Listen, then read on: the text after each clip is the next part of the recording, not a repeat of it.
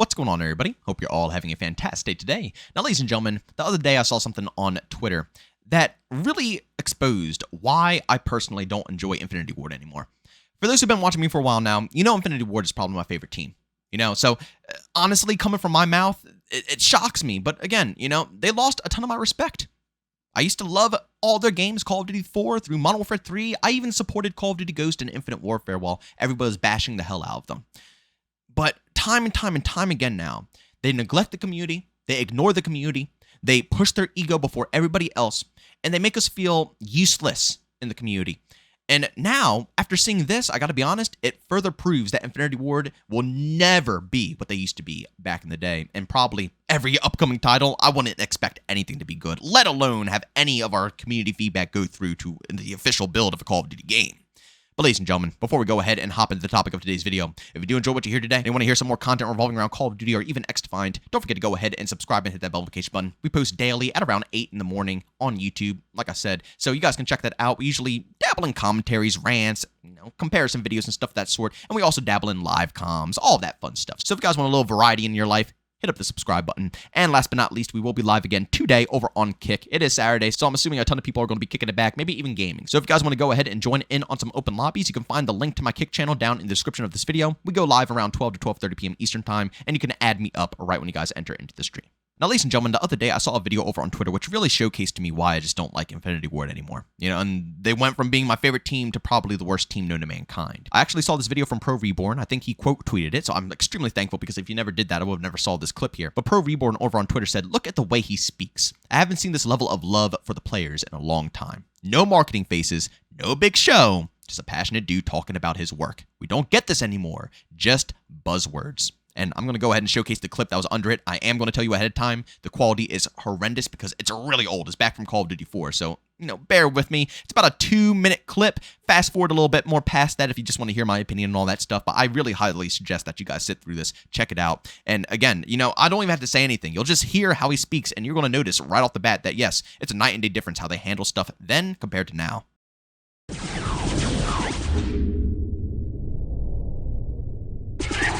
Let's do this. The PC game versus the PS3 game and the Xbox 360 game, we want them all to be as best as possible, and we didn't hold back on any versions. With multiplayer, you've got dedicated servers and put on real fat pipes with lots of good bandwidth. So we've got on the box, we have 32 players for the PC version, but realistically, you're only held back by your bandwidth. So you could get as many players as you want as long as you got a screaming fast connection. We're gonna have anti-cheat out of the box with Call of Duty 4. Punk Buster is the anti-cheat, so folks who are comfortable with that should be relieved and not have to worry about those cheaters. We spent a lot of time bringing people from the mod community out and people who had run websites for Call of Duty 1 and 2, which both had a heavy PC component to it. We went through and had exhaustive meetings with those guys on what they wanted, and I think we've really opened up Call of Duty 4 for the modders, and they should be really excited to get their hands on it. They were pleasantly surprised to see a lot of the things that we had already added to the game. And some of them were saying that, you're putting modders out of business here. I mean, just as an example, we have a gameplay mode called Hardcore. The PC community, the first thing they'll do is they'll put a realism mod in there for the Call of Duty game, which is like extreme lethality, no HUD, no regenerative health. And now they don't have to mod that; it comes right out of the box. And there's several things that you'll notice as a modder, playing Call of Duty 4. And you're like, hey, you know what? I was doing this. I was modifying Call of Duty 1. I was modifying Call of Duty 2, adding all of these things, and boom, I don't have to do that again. I can think about whole different kinds of mods now, since Infinity Ward has already included that stuff into the releasing product of Call of Duty 4. We're very happy with how Call of Duty 4 is. I mean, we've really put in a lot of effort, and guys have been working a lot of extra hours, not mandatory. They're just like, we want the game to be as good as it can possibly be, and I've got this idea that I've really wanted to have in the game. You know, it's not on the schedule, so I'm going to come in on nights and weekends. I'm going to make it happen because I know it'll make the game better. I really can't wait for folks, you know, come this November, our PC fans, to actually crack open their copy of Call of Duty 4 Modern Warfare and have at it with their buddies. Again, ladies and gentlemen, I do apologize for the length of the clip, but seriously, every last second of that clip was useful information. No filler, nothing that's pointless, nothing trying to lead us on. Everything was useful information. Speaking upon, talking upon, touching upon, whatever phrase you want to use. The things the community wanted to hear. They're not talking about pointless stuff. They're not trying to finesse us over by saying, oh, this game is going to be loaded with content. No, they said, you know what? No anti-cheat's a problem. We're bumping it up. It's going to be crazy. You know, modders, you need a little bit more support? Here we go. We're going to help you out. We're going to actually have real discussions with you. That was such a crucial point in my personal opinion, because if you guys have watched me for a while now, you know my opinion on the modding community is very strong. I love the modding community. And if anything, modders make games last 10 million years longer. If it wasn't for the modding community, a lot of these games that, you know, don't have a franchise, you know, schedule like Call of Duty where it releases yearly, if it's just one game, modders usually keep it alive. And that's what Call of Duty was back in the day. If you played PC Call of Duty back in the day, that's what it was. You had a server browser, tons of mods, tons of different things, and Call of Duty 4, dare I say, might have been the best modded Call of Duty experience known to mankind. I might argue BO3, because we've seen a lot of, you know, zombies mods and stuff like that, which is really cool. But when it comes to game modes, experiences, the majority of the stuff that you see current date came from the modding community in Call of Duty 4 because the developers cared about the modding community, didn't neglect them, push them away, accepted them, and helped them, talked to them, saw and heard what they needed, what they required, and implemented it into the game. Funny enough, right around the time that I saw this tweet and this video here, my boy Country came into my my stream and told me to check out his post.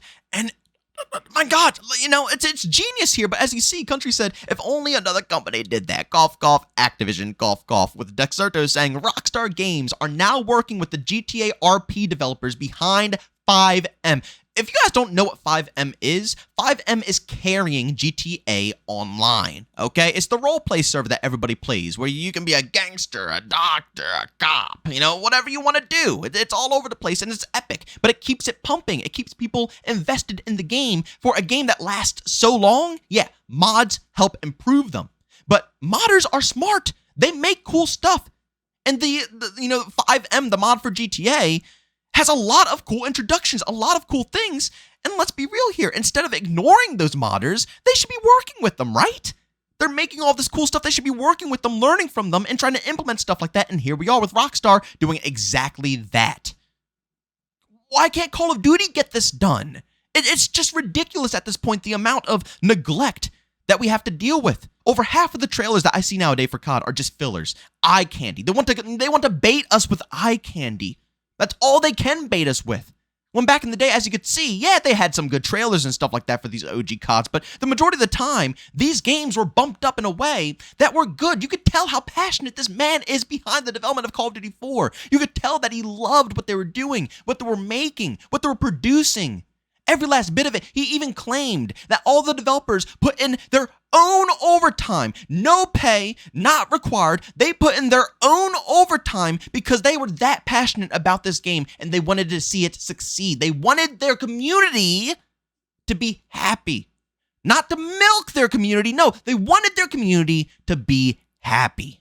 Imagine if on social media, or even during their business calls, instead of hearing Activision say, oh yeah, the next Call of Duty is revolutionary, the next big thing, changing everything, groundbreaking.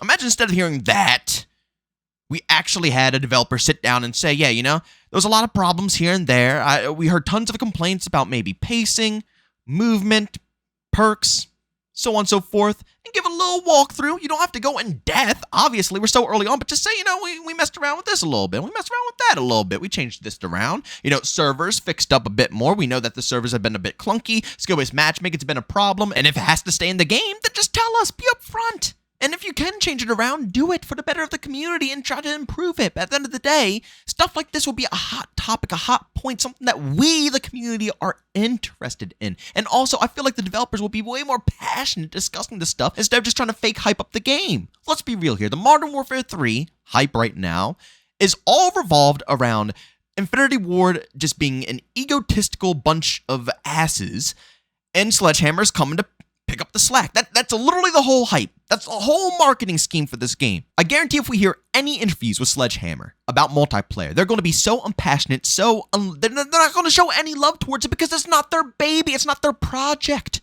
It's something that they had to force on through. DLC campaign, okay? It's DLC campaign. It wasn't their own game. They didn't make it from the ground up. It wasn't their idea. They were making DLC for Modern Warfare 2, and then Activision said scrap it and make a full game in less than a year.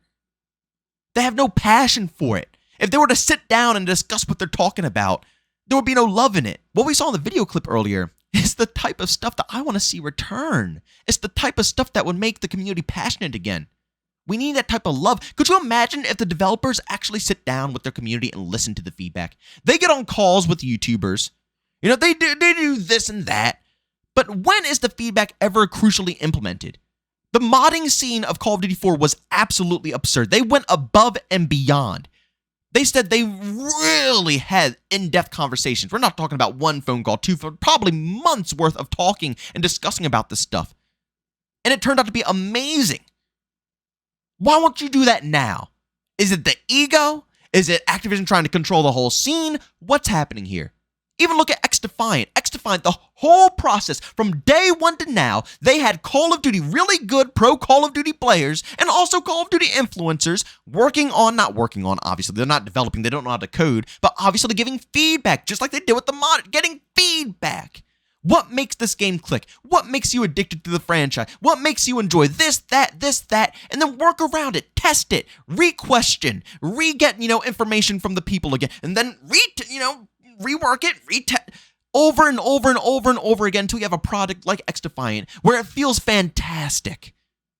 You can feel the love, you can feel the passion, and when the developers talk about the freaking game, I can feel it in their voices. I know they feel the love for the game. And that's what I like out of a title. I like when I can feel the passion out of it. This game is going to be lifeless. It's the main reason I left Vanguard. Vanguard was never an awful game. It's the same thing as Modern Warfare 3. Literally the same thing. They took everything people hated about Modern Warfare 2019 and fixed it. Of course, it was a World War II reskin. I guarantee if they had a modern day reskin on it, it would have been accepted a lot more. But literally, it was just no passion behind it. They just got done making a World War. You think they're going to have passion and love for another war? They just made Call of Duty World War II. Really? You think they're going to want to make another one right after that and still be able to push through? It's World War II. How many times can you spin, an actual factual war? It's not modern day where you can make any story you want. No, World War II here, unless you do history. But no, they don't do that. So it's the same thing as Modern Warfare 3. It was a game that took what we hated before, refixed up. Same thing with Modern Warfare 3. They're taking everything we hated with Modern Warfare 2 2022 and just refixing it up. It's not their game. It's not their passion. It's not their love. You're not going to feel it. Will it be better than what we just played? Yes, but will it be what we had in the past where you see these developers talking in depth, loving their game, putting in hella hours just because they want to? Do you really think that we're going to get back to that day? Because personally, I don't think we will. But again, it's my personal opinion, and everybody's entitled to their own. Nobody's right, nobody's wrong. I might sound a little ranty, so I might come off wrong. But again, just because I say this doesn't mean I'm correct. Nowhere close to correct. It's just how I feel. I would love to see what you guys think down below in the comments section. Do you think we get this type of passion still, ladies and gentlemen? Do you think that these development teams really care about COD like that? Because I feel like Activision has been just digging their fingers too deep to the point where I just can't see anything. Or maybe they're just passionate about the wrong stuff, because I'll be honest, Infinity Ward and their previous, in their interviews with Modern Warfare 2019, they seem passionate about it. I'll be real. I'm not going to lie about it. They seem very passionate about it. But maybe they're just passionate for making a tactical shooter now. And that's why we just can't get a good COD game out of Infinity Ward.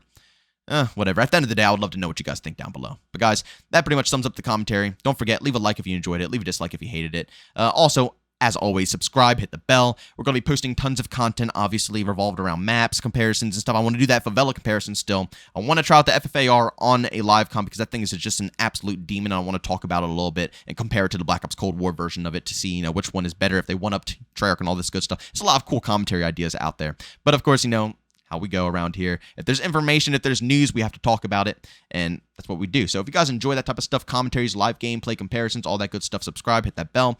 And of course, if you want to see some live gameplay, we'll be over on Kick again today at 12 to 12:30 p.m. Eastern Time. You can find the link to that channel down in the description of this video. But guys, thank you for tuning in, and I'll see you on the next one. Peace out.